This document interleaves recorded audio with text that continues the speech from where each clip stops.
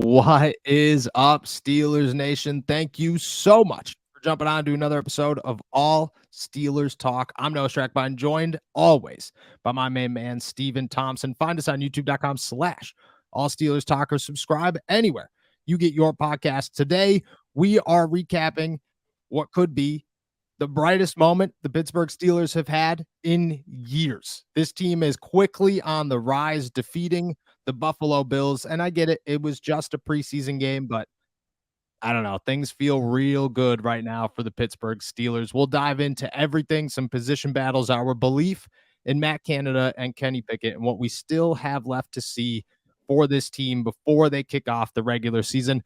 It is a beautiful morning here in the Berg, as it should be. How you feel, my friend? I feel good.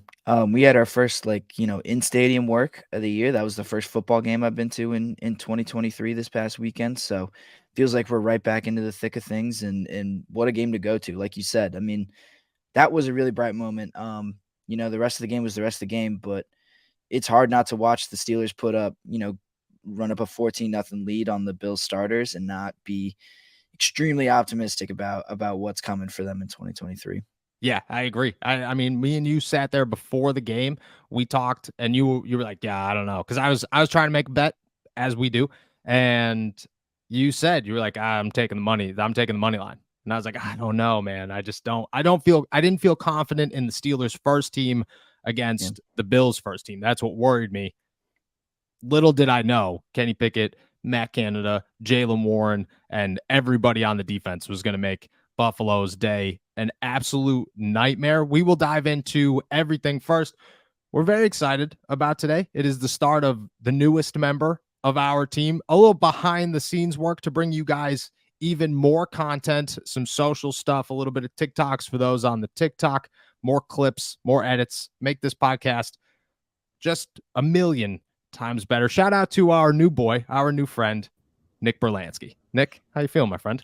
Feeling good, guys. Thank you for, first of all, hiring me. Second of all, letting me join the show here today a little bit.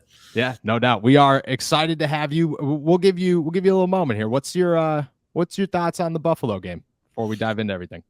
I mean, I watched it pretty relaxed. I was sitting poolside on my honeymoon, so I was having a good time. So a good time was had by all, water service, all that fun stuff. So I was in bliss there, and certainly hard to get your expectations to be tempered. But after that game, it's hard to not be excited about what's coming down the pike this season for the Steelers. No doubt. Where was the honeymoon? That's the biggest question here. Arizona. So we were at 110-degree heat, poolside. It was a nice time. Yeah, that's beautiful. That's a good time. Ladies and gentlemen, Nick Berlansky, welcome to the team. We're excited to have you. Nick, definitely going to change everything. And now I kind of want to go to Arizona. Would you go to, where's the dream honeymoon for you? Let's ask that one. Ooh, dream honeymoon for me. That's a good question. Because I don't think I'd want to go international. I feel like it's California in some way. You got to go somewhere warm. Actually, you know what? No, maybe we'll go Caribbean or something like that. Yeah. No, you went to Jamaica earlier this year, and that was a little tempting. I'm a little sensitive right now, but Hawaii might be nice. Stuff like that. You got to go somewhere warm, right? Like you can't. Oh, yeah. Yeah. Anybody who's like, "Oh, I'm going to Canada." Like, what are you even doing? Like, what? Right. No. Yeah, I agree.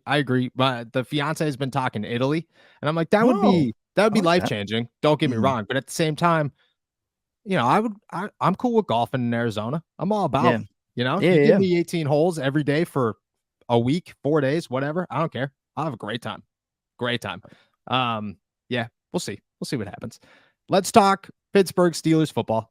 The biggest conversation to have right now, leaving Buffalo, comes from one run, a 62-yard explosion down the sideline from Jaylen Warren, untouched, according to him, which I think there's much more to dive into this than just the run itself or just the play by Jaylen himself, and we'll dive into that as well.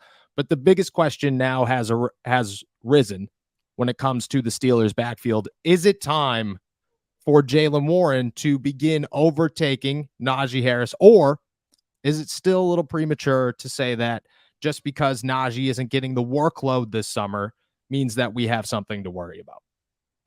Yeah. I think this is a completely fair conversation to have from the start. I think some people kind of dismiss it out of hand just because Najee is Najee, and he kind of has the resume that he's had. Not just being a first round pick, but back to back 1,000-yard seasons. Yep. But look, Jalen Warren has earned his way. He's played his way into this conversation. At no point, I just think about, not only is there some like explosive playability that we saw on Saturday night, but I just think of how few mistakes Jalen makes. He is just, I don't know. You're never watching Jalen Warren and thinking, oh, he keeps missing holes. He's fumbling the ball. He's not picking up blockers in the pass, or not picking up rushers in the pass game. He's just very solid and a very complete player. And I think that was my biggest takeaway from Saturday night. I still do think, trying to insert Jalen as a starter is premature and honestly not kind of the best schematic move for the Steelers at this point. I think when you think about when you have Jalen and Najee as a 1-2 punch, Najee's got to be the one. You can't set up Najee with Jalen in the same way that Najee can set up Jalen. I just don't think that dynamic works that way. And then also I think, Najee I think the Steelers kind of still owe Najee a year where he is not pretty much the only weapon on offense. You know what I mean? Like they owe him a year where he is not, where teams can't stack the box with 8 or 9 guys and then, not worry about anyone else on the field, which I feel like has been the case at certain other points in his career. Obviously there were some other weapons, but not to the same extent. There's a reason Najee was getting the kind of workload that he was over his first 2 years. So I'm still pretty excited to see what Najee can do in an offense that's, I think, going to be much more open with the strides that Kenny and George Pickens and Pat Freiermuth, Deontay Johnson, Allen Robinson, all that stuff. I think that's going to change a lot for Najee as well. Yeah, I like your point there about how Najee's never been in an offense where it's not about Najee Harris and it's not about the running game. And even going into this, like the conversation that we've had all offseason was, this is going to be a run-heavy team centered around Najee. I think that maybe that's changing a little bit at this point. Like, I'm not saying that they're a pass-heavy team. I'm just saying that the Steelers are definitely going to throw the football. Like, they're not going to not utilize Kenny Pickett and all of these weapons. And I love your point about you can't set up Najee Harris with Jalen Warren, but you could set up Jalen Warren with Najee Harris. And I think that's so true, especially in a game like, if Najee averages 4 yards a rush, which is all anybody really is looking for, I think that's like the landmark. You average 4 yards a carry, nobody's complaining anymore. If he could average 4 yards a carry and then, Jalen comes on the field and whatever he does, he gets 30 yards. I mean, I get that, but that's not going to be consistent. Like, you can't look at Jalen Warren and say, oh, this is going to be an all the time situation where every time he touches the football, it's going to be a 62-yard touchdown. It's just not. He's going to run into his holes and he's going to have mistakes. And I just think that to have Najee as that guy that can consistently get you 4 yards a rush, and then Jalen's that explosive offense, just like you said, I mean, that works way better. And you don't have to rely on a guy who is only going to get 4 yards trying to build momentum off of minimal carries. So I agree with that. I think that, and I said it to you during the game, like, I think it's time to have the conversation about whether or not Jalen should be that guy. And I think that he's earned the shot to have that conversation. But I also think that Jalen is very comfortable being Najee's number 2, and he has totally embraced that role, and there are no issues there. He is not looking for a competition battle. Najee is not looking for a competition battle. Mike Tomlin and the offense aren't even considering a competition battle. So I think that the dynamic of this offense right now feels really good. I also think that there is a belief that the Steelers are going to be stubborn in this situation and say, oh, even when Najee struggles, he will continuously be on the field. I think that if Jalen's averaging 6 yards a run in a game, the Steelers will trust Jalen Warren enough to say, hey, this is your game now. You know what I mean? Like, you're going to be the guy, and Najee's going to kind of take a back seat to you in this game. And I think that if that's how they operate, which they never have in years past, but maybe they could this year, then everything works out and there are no issues. If they are just like, this is a Najee's team, Jalen gets 3 runs a carry or runs a game, I'm not totally sold that works as well.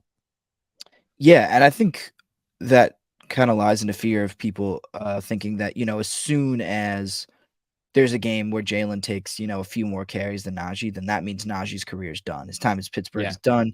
He's a bust of a first round pick, and it's a disaster in that way. But I don't think that's how it's going to work, and I think they're more likely to ride a hot hand than hand the keys over after someone struggles. And I also don't think we need to catastrophize. Najee maybe not being a superstar as well. I think that's something that we can prepare for and be comfortable with. Like, he can still be very good and be a very big part of the offense without, I don't know, without being, 1,000-yard rusher and scoring 15 touchdowns or whatever.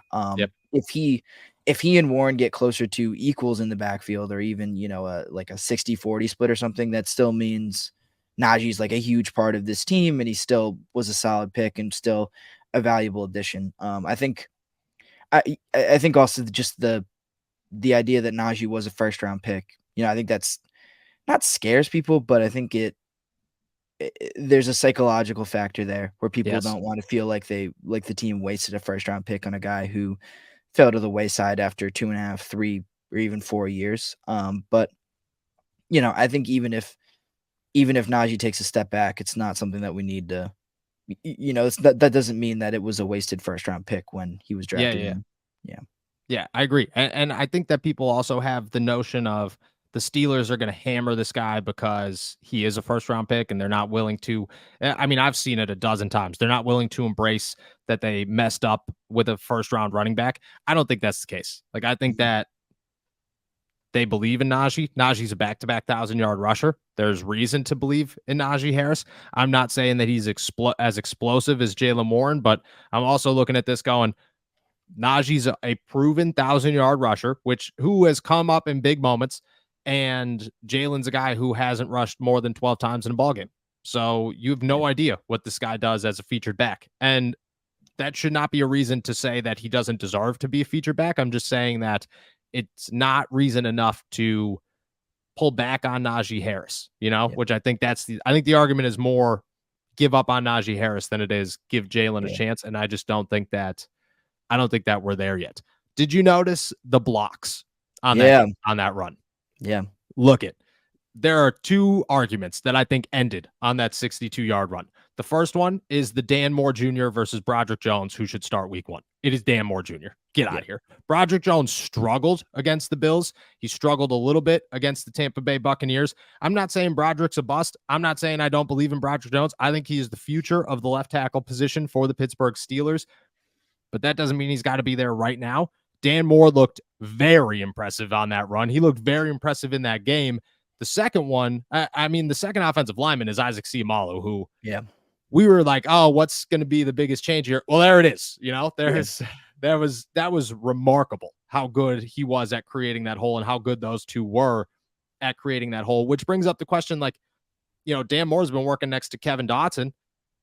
Does everything change if he's got a proven veteran next to him instead? Like, I have a lot of faith in that. And then the second guy, and I think I'm so excited and people are going to hate me for this one. Dude, Deontay Johnson, man. Yeah. I don't care how much you want to bag on him and how much you want to bring up those drops. I do not care. That block, that is worth 17 million of those dollars, hands down. Like, if you could do that on a weekly basis, then there's nothing else. If that's all you do, you've done enough for this football team, and he does way more than that. Yeah. He was like 35 yards downfield blocking. Like, he was all the way down there, still engaged with his blocker. That was the one, because when Jalen said, I don't think Jalen was completely, I guess I'll take Jalen's word that he was completely untouched, but he was not touched until he was within 10. I didn't think he was touched until he was in 10 yards of the end zone. Like, literally, it was like there was no one on his side of the field that he was running to. So, like, yeah, I was completely impressed by that. The Dan Moore thing, I completely agree, and that seems like ideal. That you don't have to rush Broderick Jones, that you have a left tackle that you have complete faith in, and that, because I think I gave up on the Broderick Jones starting week 1 train like a while ago. I was on it for a while. I was on it after he got drafted, but I don't know. Dan Moore has been way too solid, and I think, like we've talked about a couple times, just has done nothing to, like, give up that spot. I think he played pretty well last year and earned the right to be the leading guy there, and just hasn't done anything that you're like, wow, he's going to get Kenny killed, or he's not going to be he's a liability there at left tackle. No, he's perfectly capable, and now you can feel much more comfortable just saying to Broderick Jones, like, take a step back, learn, like, take your time. Everyone knew he was a raw product coming out of Georgia, and now he gets a chance to refine everything and to learn without a ton of pressure on him to start week 1. Yep, I agree. It is the best case scenario for the Pittsburgh Steelers. Everything worked out so well for them this offseason. It's crazy. But that block, man, those blocks as a whole, those two guys right there, like Jalen, the conversation should have been had about Najee and Jalen, but anybody who's watching that block or watching that run and not talking about how good Dan Moore and Deontay Johnson looked, I mean, you're just ignoring the obvious, just because it doesn't fit the narrative. And just like you said, like it's ideal for the Pittsburgh Steelers to be in a situation like this. Looks really, really good. All right, sticking with the offense, there are two huge questions leaving Buffalo, excuse me. Well, Buffalo leaving Pittsburgh. Fellas, have you ever wished that you were a little bit taller? Maybe you matched on Tinder, but her profile says must be over 6 foot. Maybe your date wants to wear heels, but she can't because it'll make her taller than you. Well, I have the short kings covered with today's sponsor, Kanzuri. Kanzuri makes shoes that make you up to 2.8 inches taller without anyone knowing. Look, girls get heels, makeup, and push-up bras. Why can't men get a boost in confidence too? We're all the same height laying down anyways, if you know what I mean. For a limited time only, our listeners get an extra 15% off your order with our code ALLSTEELERS at Kanzuri.com. The site is already 30% off, and with our code, you get an extra 15%. That's 45% off your entire order. Support our show and check them out at CONZURI.com and use our code ALLSTEELERS. I love these shoes. I wear them all the time because I tell people I'm 5'8" on a good day. These make me at least 5'11", pushing 6 foot.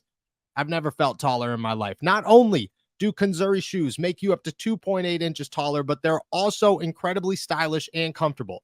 These are not old man Velcro shoes. You'd get compliments on your Kanzuris even if they didn't make you taller. They have styles for every occasion too. Smart, casual, sporty, you name it. The height insoles are actually built into the shoe, so no one can tell you're getting a secret height boost. The brand is also hidden on the shoes and on the packaging. It's really the ultimate height hack. Life's short, but you don't have to be. It's time to level up your playing field, boys. Maybe update that dating profile to 6 foot. Kanzuris is an absolute game changer when it comes to your dating life. On top of 30% off the entire site, our listeners get an exclusive 15% off discount at Kanzuri.com with the code ALLSTEELERS. That's a total of 45% off your order. Use code ALLSTEELERS at Kanzuri.com. Go to CONZURI.com with our code ALLSTEELERS. When I want to get high, I put on a pair of Kanzuris. Kenny Pickett has looked really good. But you want to know who might look better right now? Matt Canada, which I never thought would come out of my mouth ever. And everybody who watches the show, we hit a point last season, dude, where Matt Canada, I was probably Matt Canada's worst nightmare. I was his public enemy number one, just because I had zero faith in what this guy can do on a football or with a football team. He has impressed the hell out of me during the preseason and the summer. And Kenny Pickett looks like Kenny Pickett. Let's start with Kenny. No, let's start with Matt. I want to start with Matt. Team has led 3 touchdowns in 3 drives that his starting offense has been on the field for.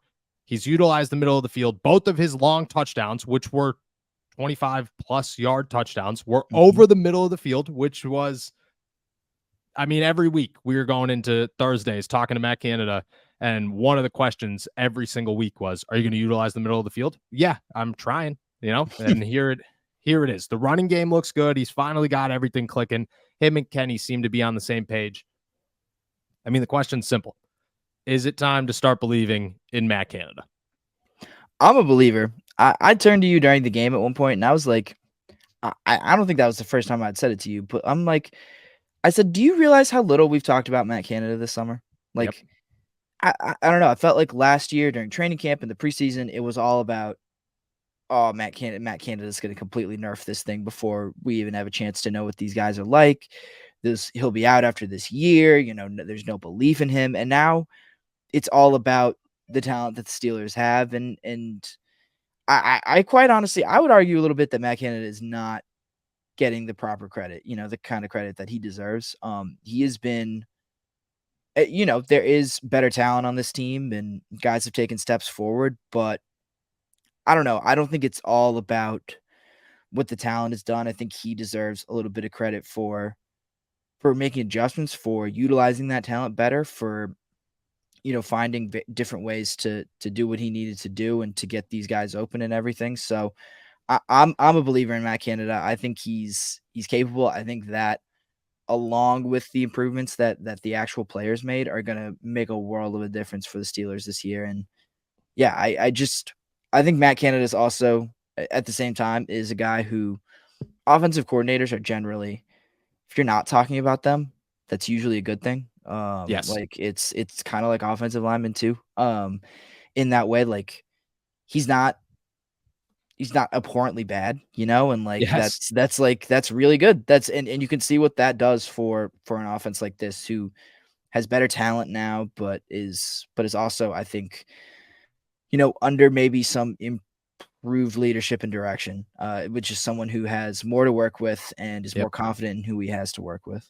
Yeah, and I've said it. I've said it a number of times now, and I think it's just showing itself more and more that I really respect and think that the way that Matt Canada went about this offseason is how he should have gone about this offseason. Like there was no more, well, this is my offense. There was no more, well, this is Ben Roethlisberger's offense. There was no, this is Kenny Pickett's offense. This is our room. We have a great running back, a second running back that we really believe in. We boosted the offensive line so that we could open up the field.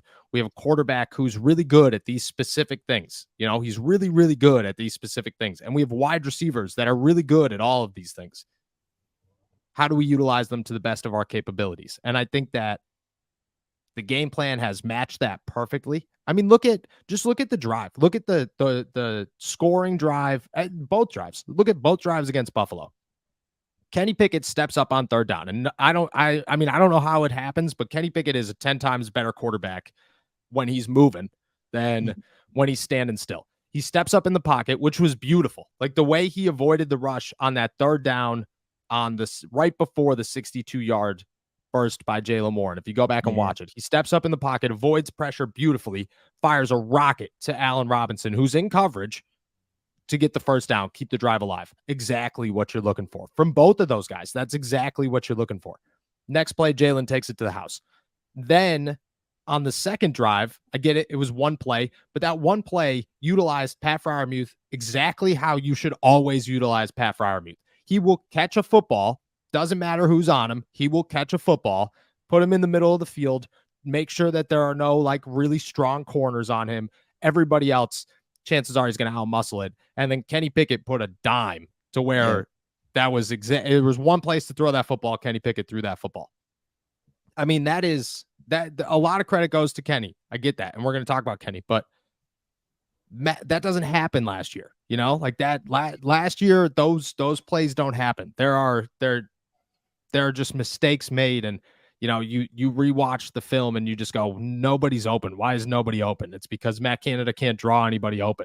This year, it's guys are where they need to be so that they can make plays, like where do they fit best on the football field? That's where they will be by the end of a play. And from there, you just gotta hope that your quarterback could do his thing or that your offensive line can do its thing. And I mean, that's all credit to Matt. Just like you said, like we haven't talked about Matt Canada, which I think is huge. And there are going to be a lot of people that are skeptical still. And I'm not going to give it to him. Like, I'm not going to say, oh, this is Matt Canada's year. It's a complete turnaround until we see everything in the regular season. But yeah, you're right. Like, nobody talks about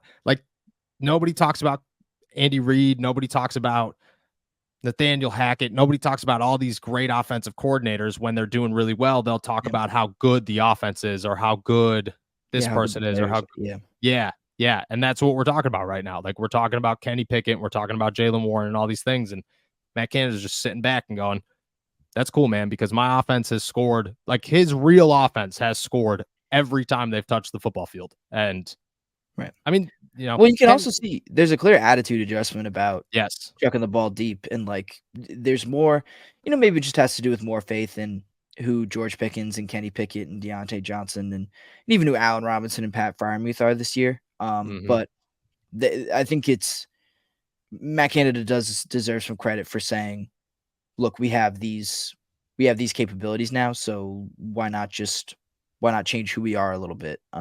That's a clear adjustment that I think people saw from the first preseason game on, that you can very clearly say, oh, Matt Canada did something different this year too. So he is improving and learning on the job as well, and learning as he kind of brings in this young offense and figures out who they are.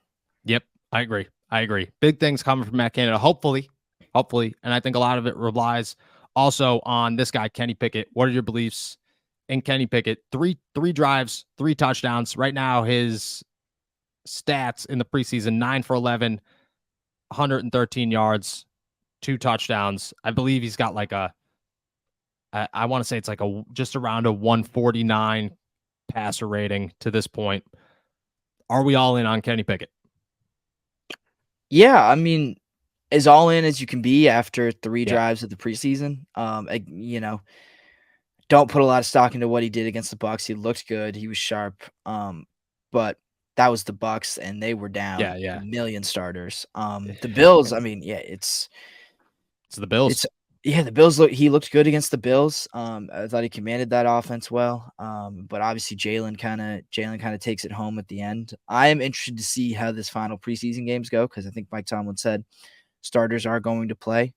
So you just want to keep seeing it. And I feel like that's always going to kind of be until I guess until week 1, if he's able to perform against the 49ers, of one of, if not the best defense in the league, it's always going to kind of be hanging over your head. Like, oh, this was the preseason.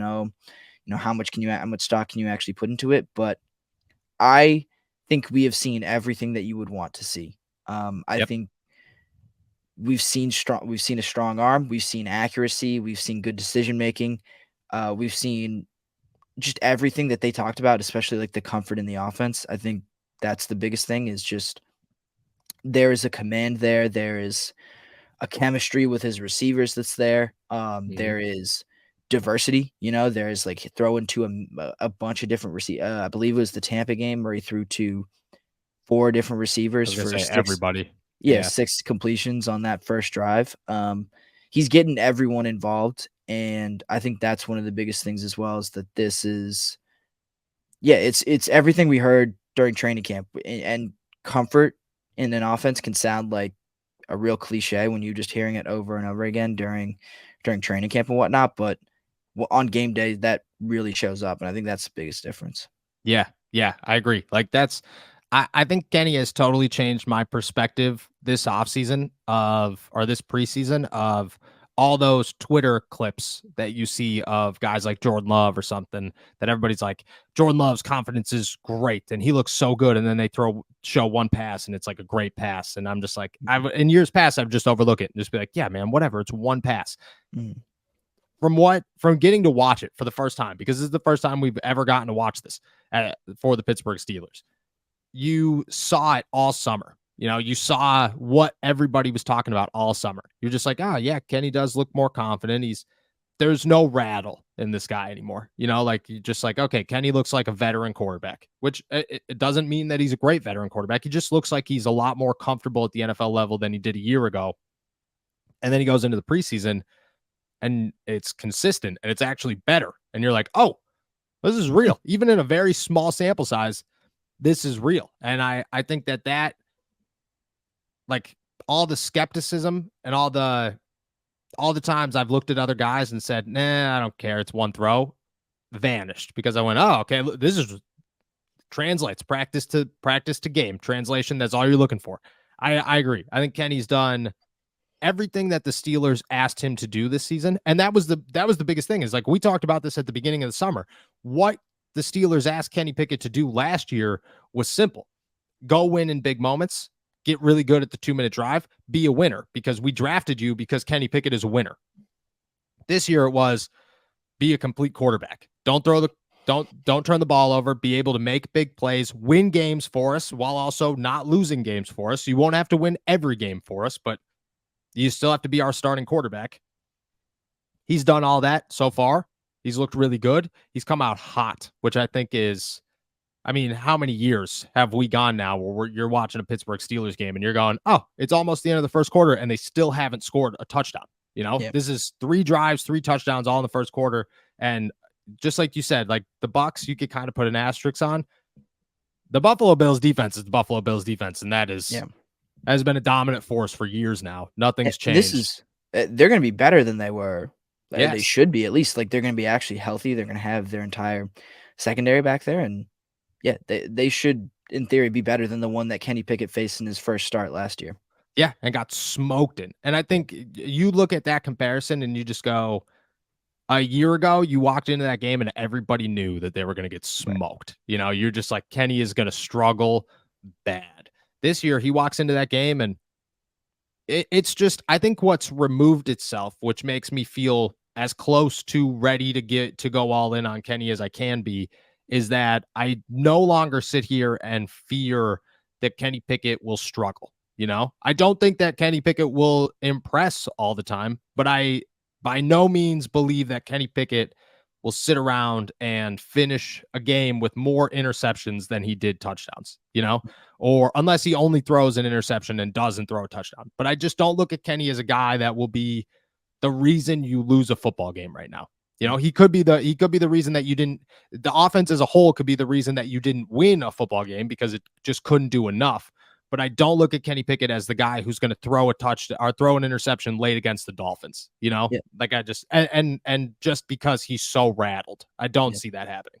Yeah. The floor has been raised, certainly. Yes.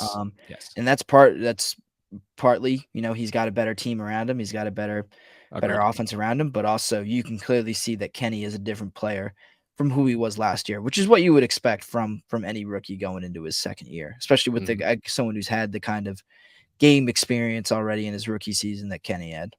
Yep, I agree. We'll see what happens in this final game, which brings us to our last talking point here. What are we looking for in the preseason finale? Just like you said before, Mike Tomlin has made it known that the starters will go out there and they will see a chunk of plays, just like they did last year, where the third preseason game, they saw more action than they did in the first 2. What do you still have left to see in the Pittsburgh Steelers, if anything, as they head to Atlanta? Well, yeah, I mean, you kind of got it there at the end. I feel mostly set. It's more just kind of touching up the edges. Like you can't really ask for much more than what this team has given you through 2 weeks of the preseason. But I think I would like to see the secondary get tested a little bit. Yes, and just see how they because I feel like in these first 2 games, I mean, I don't think they were tested at all against the Bucs. I don't think the defense as a whole was tested by the Bucs really at all, unless you want to talk about second or third team. But against the Bills, I really don't think that they were tested at all. Josh Allen was running for his life the entire time. Alex Highsmith and TJ Watt and Cam Hayward were making his life hell. And Nick Herbig was making his life hell too.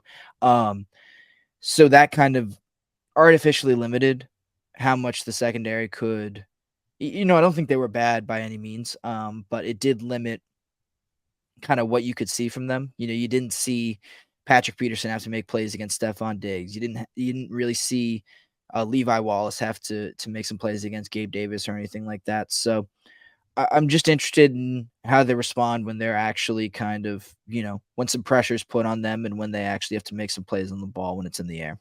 Yep, I agree. And I have the same thought. That is exactly what I'm looking for. Just to expand on it, I want Joey Porter to play some first team reps. I want to see, and like a chunk of them. Like I want to see Joey Porter with Patrick Peterson or Joey Porter with Levi Wallace. I want to see that mix. I want to see how well it works. I want to see him get tested against guys like Drake London.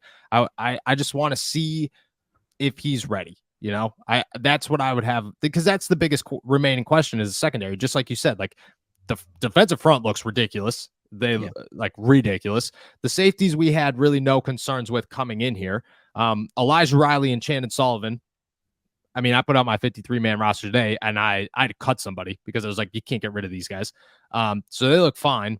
The corners, like just the outside corners, like how they haven't been tested. I have full faith in Levi Wallace. He's not a guy that worries me. But Patrick Peterson has definitely had his off days during training camp from time to time. Joey Porter Jr., it's tough to get a read on this guy because he comes up with a pick, but he comes up with a pick against nobody on a terrible pass. Khalil Shakir. Yeah. And Matt Barkley. And Matt Barkley, which Shakir is not bad, but like that pass was so bad that like he should have intercepted it. And I would just like to see them. I would like to see him have a larger role this week to see if things work. I want to see him and Pat P and Levi Wallace kind of form some chemistry. I would like to see if the secondary has options, because right now we have no idea what they're going to do. And, I guess we'll see week 1, but I'd much rather figure that out against Atlanta, especially against a guy like Desmond Ridder. Like that's kind of like an ease into it, like you're not going up against, even if it is Brock Purdy, you're not going up against Brock Purdy. You're going up against Desmond Ridder, who people have feelings about. Like, ease your way into those things. Right. And I feel like Joey is right now, he's too good for like, he's like a kid who's like too good for JV, but not yet good enough for varsity. And like, you want to see if he's actually got those varsity reps in him and if he can be capable in, under a brighter state. Can he rise to the moment, and not just kind of beat up on guys that he's more talented than.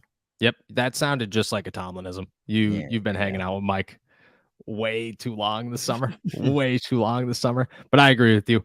With that, we're heading out of here. Thank you guys so much for jumping on to another episode of All Steelers Talk. Make sure to subscribe to us on YouTube, youtube.com/All Steelers Talk. Find us anywhere you get your podcasts and make sure to hit that download button. Like this video and find all of our work at allsteelers.com and our pick coverage at insidethepanthers.com. We will be back on Wednesday. Enjoy another beautiful day in the Berg. Peace.